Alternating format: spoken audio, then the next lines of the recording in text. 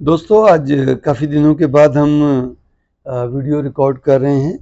हमें काफ़ी दोस्तों ने जो है वो रास्ते में मिलते हैं, मुझे सेशन कोर्ट मिलते हैं, हाई कोर्ट मिलते हैं और वो इस बात की जो है काफ़ी तारीफ़ करते हैं कि सर आपने जो है वो एक अच्छा सिलसिला शुरू किया है। तो एक दो नाम तो मैं ज़रूर लेना चाहूँगा। एक अदील असगर हाशमी हैं एडवोकेट, ये तो मुझे 2-3 दफ़ा मिलते हैं और जितनी दफ़ा मिलते हैं तो ये इसी ज़िक्र करते हैं कि सर आपने क्रॉस एग्ज़ामिनेशन का सिलसिला क्यों रोका हुआ है? मैंने कहा रोका नहीं है, कुछ गर्मियाँ बहुत ज़्यादा हैं, कुछ फिर काम की मसरूफ़ियत बहुत ज़्यादा होती हैं और फिर एक मसरूफ़ वकील के लिए और एक मेरे जैसे उम्र रसीदा बंदे के लिए हिम्मत जोड़ना काफ़ी काम है। लेकिन मैं इस सीरीज़ को इंशाल्लाह पूरी करूँगा ताकि आने वाले वक्तों में लोग इसमें मज़ीद अपनी नई बातें डालें। और एक चौधरी हमज़ा साजिद हैं, तो ये भी मुझे सेशन कोर्ट में मिले और इन्होंने भी कहा कि सर आप बहुत अच्छा सिलसिला शुरू कर रहे हैं। इसके अलावा टिकटॉक पे और फेसबुक पे और यूट्यूब पे बेशुमार दोस्त हैं जो तारीफ़ करते हैं लेकिन कमेंट्स कम करते हैं। कमेंट्स भी हैं, हम कमेंट्स का सिलसिला भी दोबारा शुरू करेंगे।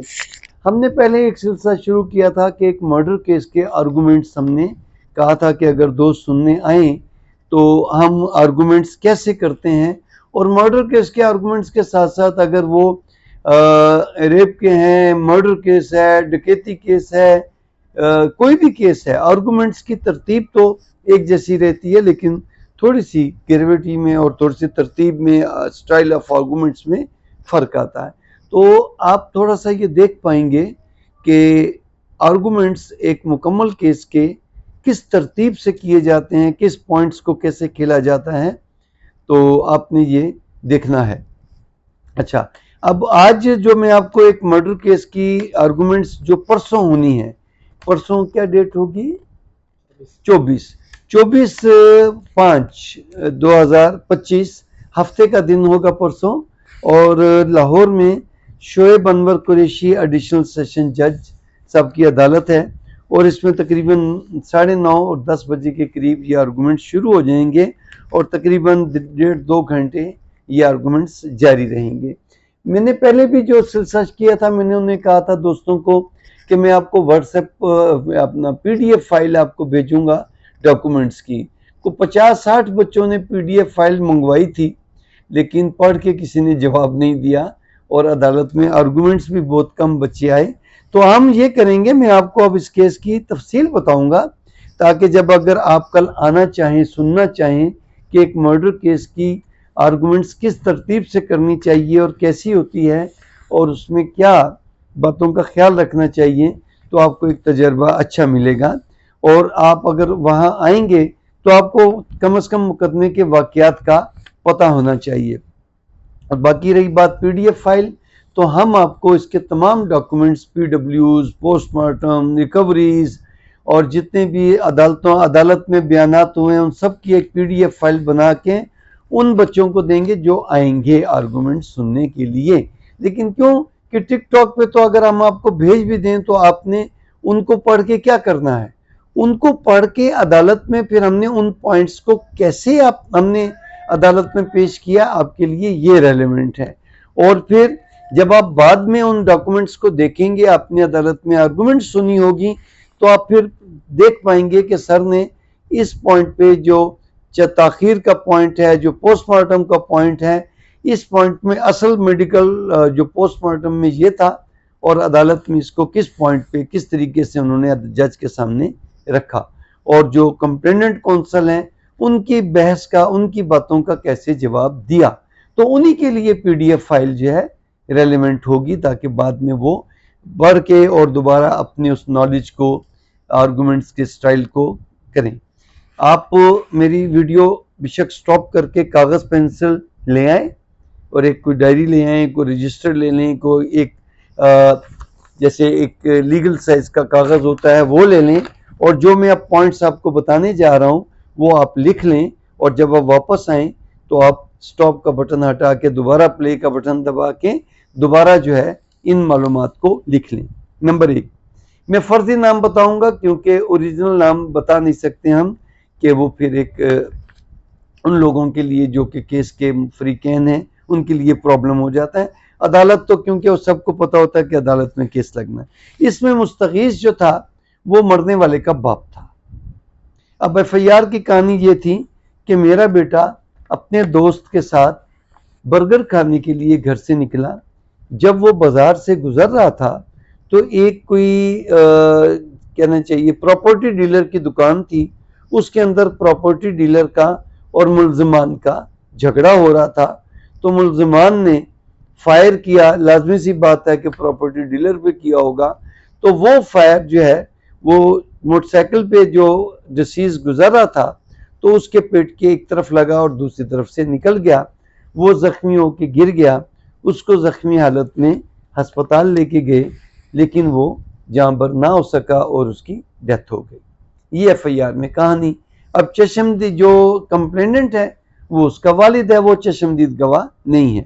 उसने ये एफआईआर में लिखवाया कि मेरे दो दोस्त जो हैं वो इत्तफाक से उस बाजार से गुजर रहे थे। वो रहने वाले हैं, ये हुआ लाहौर के एक कोने में, और लाहौर के दूसरे कोने में जो यक्की गेट है, जो पुराना कदीम लाहौर है, वहाँ के चूना मंडी और वहाँ के वो गवाह रहने वाले थे। वो कहते हैं कि हम इत्तफाकिया तौर पे बाजार से गुजर रहे थे और हम अपने दोस्त के पास जा रहे थे जो मरने वाले का वालिद था, उससे मिलने जा रहे थे। तो हमने बाजार से जब उस जगह से गुजरे तो हमने देखा कि वो जो हमारा दोस्त है उसका बेटा वो मोटरसाइकिल पर अपने दोस्त के साथ गुजर रहा था और दुकान के सामने, अब अंदर की बात खत्म हो गई, एफआईआर में दुकान के अंदर था, तो दुकान के सामने तो ये मुल्जिमान जो है वो प्रॉपर्टी डीलर के साथ लड़ रहे थे।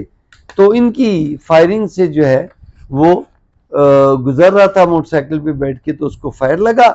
फिर कहीं कहते हैं कि वो बचाने के लिए गया तो उसने जो है वो इसको फायर मार दिया और उस जख्मी हो गया।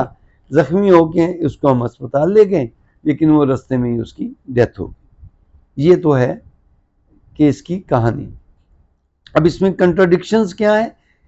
3 चशमदीद गवाह बताए गए हैं। एक वो लड़का दोस्त उसका जो मोटरसाइकिल पे उसके साथ जा रहा था, वो पेश नहीं हुआ अदालत में। असल नेचुरल विटनेस वो था जो उसके साथ बर्गर खाने मोटरसाइकिल पर जा रहा था, वो गवाही देने नहीं आया। मालूम नहीं क्यों, या तो वो कुआ को वो सपोर्ट नहीं करता था। 2 जो तफाकिया गवाह थे जो उसके वालिद के दोस्त थे मरने वाले के, वो 2 गवाह पेश हुए। वो कहते हैं हम गुजर रहे थे, हमने देखा। अब उसके बाद वो जो मोटरसाइकिल थी जिस पे बैठ के फायर लगा वो भी अदालत में पेश नहीं हुई। शनाख्त, जो लाश के जो शनाख्त के गवाह होते हैं वो वही 2 चशमदीद गवाह हैं जो कहते हैं कि हम तो उसको जख्मी हालत में ले गए अस्पताल, रास्ते में डेथ हुई। जब पोस्टमार्टम हुआ अगले दिन तो हमने जो है उसकी लाश को शनाख्त की। अब एफआईआर की इंदराज में ताखीर है, डिले है, तो डिले जब एफआईआर में हो तो वो मशकूक हो जाती है।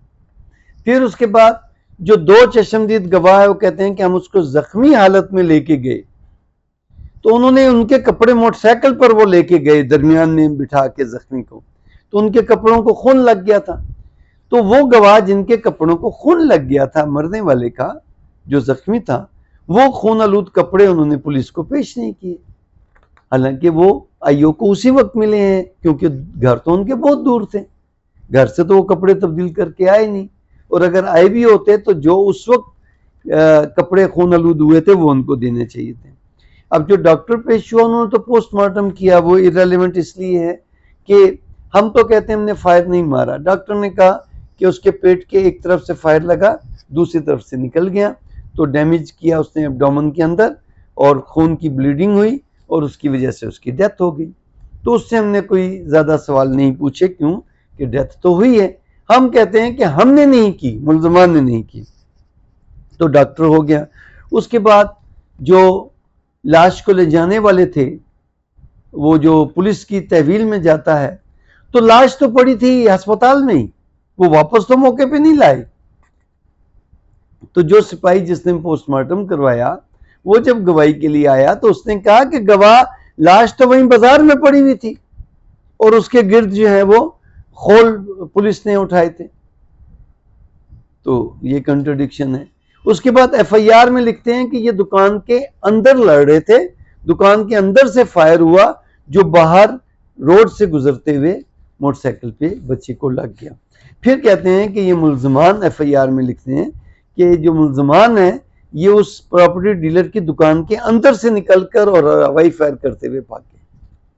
लेकिन जब बाद में अदालत में गवाही दी तो उन्होंने कहा कि नहीं, दुकान के अंदर झगड़ा नहीं हुआ था, दुकान के बाहर दुकान के सामने सड़क पे हुआ था और खोल भी वहीं सड़क से लिए गए थे। तो भाई पहले FIR में बता रहे हो कि झगड़ा दुकान के अंदर, तो खोल तो अंदर ही मिलने थे। बहरहाल तो ये कंट्राडिक्शंस हैं चश्मदीद गवाहों के। उनसे हमने पूछा कि भाई मोटरसाइकिल पे बैठ के गुजर रहे थे, कभी कहते थे कि जी वो तो बचाने गए थे, वो मार रहे थे प्रॉपर्टी डीलर को, तो ये बच्चा बचाने गया तो उन्होंने इसको फायर मार दिया। अब वजह अनाथ कोई नहीं है, कोई दुश्मनी नहीं मरने वाले से, उसको इत्तफाकिया फायर लगा जिसने भी मारा। हम ये कहते हैं कि हमारा उस प्रॉपर्टी डीलर के साथ कोई वो नहीं, उसके साथ हमारी पुरानी रंजिश है और उसके कहने पे हमें इसमें मुलविस किया गया है। उसने एक तीर में दो शिकार किए। तो मे भी पॉसिबल कि जब झगड़ा हुआ तो उस जो प्रॉपर्टी डीलर है उसका घर भी बिल्कुल दुकान के साथ, उसके बेटों की दुकान भी उसी बाजार में, तो दोनों तरफ के फायरिंग हुई। तो मे भी पॉसिबल जिससे भी झगड़ा हुआ उनमें से किसी का फायर उस बच्चे को लगा। हम तो कहते हैं कि हम मौके पे मौजूद ही नहीं थे। अब 3 मुल्जमान हैं, तीनों भाई हैं और तीनों से पिस्तौल बरामद हुए हैं। तो जो 2 भाइयों पे हवाई फायरिंग का इल्जाम है, उनकी जब पिस्तौल और खोल गए लेबॉर्ट्री, फोरेंसिक साइंस लेबॉर्ट्री, उनकी रिपोर्ट नेगेटिव कि ये खोल इस पिस्तौलों से चले ही नहीं। अब जो असल मुल्जिम है जिसको फायर एट्रीब्यूट है कि इसने डिसीज को फायर मारा, उसका जब पिस्तौल बरामद हुआ तो वो थाने का जो मालखाना होता है थाने में जहां पर महफूज रखी जाती हैं, वो वहां जमा ही नहीं कराया, आईओ ने अपने पास ही रखा और 20 दिन की ताखीर से लेबॉर्ट्री में जाके जमा कराया। तो वो सेफ कस्टडी टूट गई। उसकी रिपोर्ट तो पॉजिटिव आई है कि जी इसी से खोल चल, लेकिन वो पिस्तौल किसकी हिफाजत में था? आईओ ने तो बरामद किया, बरामद करके कानून के मुताबिक उसको थाने के मुहर्रर के हवाले करना चाहिए। मुहर्रर मालखाने में जमा कर देता है और रजिस्टर में इंदराज कर देता है, और जब निकाल के वापस पुलिस अफसर के हवाले करता है कि जाके लेबॉर्ट्री जमा कराओ, तो तब भी मालखाने के रजिस्टर में वो उसका इंदराज करता है। तो मालखाने के रजिस्टर में इस पिस्तौल का कोई इंदराज नहीं। तो इसका मतलब है ये पिस्तौल कहां से गया? तो ये झूठा है, बरामदगी झूठी है। तो अगर ये पॉजिटिव भी हो जाए तो तब भी इस रिपोर्ट को नहीं पढ़ा जा सकता। और दूसरा ये कि अगर चश्मदीद गवाहों की जो गवाही है वो झूठी साबित हो जाए, वो मशकूक साबित हो जाए, तो फिर सिर्फ खोल की जो रिपोर्ट है पिस्तौल की, उसकी बुनियाद पर सजा नहीं दी जा सकती। तो तफ्तीशी अफसर ने ये तस्लीम किया कि हम मौके पे गए थे, इसने हमें दरख्वास्त दी और ताखीर थी, उसने रिपोर्ट ही बड़ी देर से की। हम मौके पे गए, जो वहाँ बाजार है, अब तो लोग इकट्ठे हो गए, तो मौके पे खोल कैसे रह सकते थे 3-4-5 घंटे? वो तो लोग उठा के ले जाते हैं, बच्चे उठा के ले जाते हैं। तो ये सारी फैब्रिकेटेड कहानी बनाई गई।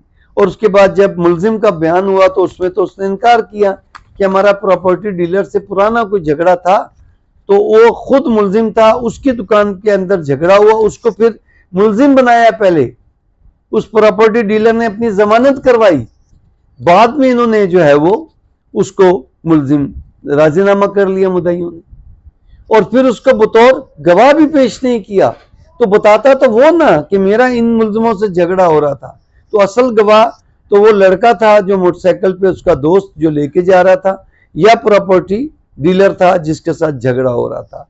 तो ये सारी आपकी इसकी कहानी है। 342 का बयान हो गया और उसके बाद ये सारे गवाह हो गए। तो उसके बाद ये मुख्तसर कहानी है, लेकिन डिटेल डिस्कशन अदालत में होगी। अब इन पॉइंट्स को हमने जज साहब के सामने कैसे पेश करना है, ये एक वकील का कमाल होता है। तो मैं तो इस कमाल में इतना माहिर नहीं हूँ, लेकिन कोशिश करता हूँ। अगर आप समझना चाहें, आप मेरे नंबर पे कॉल भी कर सकते हैं, 0300635918। तो अगर आप जो है वो मुझे मैसेज करके अगर कन्वे करेंगे कि आप आना चाहेंगे तो मैं अदालत में फिर आपकी मौजूदगी के लिए इंतजामात करूंगा।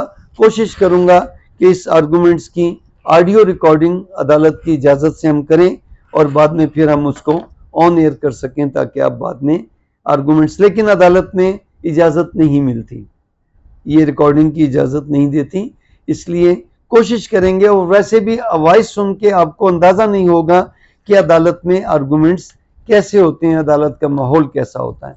अगर आप अदालत में आना चाहें तो आप मुझे ज़रूर कमेंट्स में मुतला कीजिएगा या मुझे मैसेज कीजिएगा मेरे नंबर पे, तो इंशाल्लाह फिर उसके आर्गूमेंट्स के बाद फिर हम आपके साथ बैठ के कैंटीन में या अपने दफ्तर में आपके साथ डिस्कस करेंगे और आपको इस पूरे मुकदमे की PDF फाइल आपको देंगे, ताकि आप उस फाइल को पढ़ने के बाद जो आपके सवाल जवाब होंगे आप मेरे दफ्तर आके मुझसे पूछ सकते हैं, आप कॉल पे पूछ सकते हैं, आप अपने किसी केस का मशवरा कर सकते हैं। तो मेरी सर्विसेज आपके लिए हर वक्त हाजिर हैं। इंशाल्लाह आपके रिस्पॉन्स का इंतज़ार रहेगा।